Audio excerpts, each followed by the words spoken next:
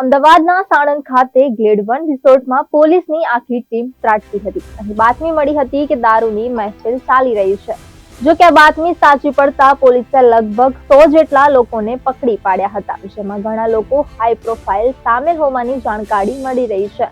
પોલીસે લગભગ 26 યુવતીઓને ફક્ત નોટિસ આપીને છોડી મૂકી હતી, જ્યારે બાકીના યુવાનોના મેડિકલ ટેસ્ટ હાથ ધરવાનો નિર્ણય લેવામાં આવ્યો હતો.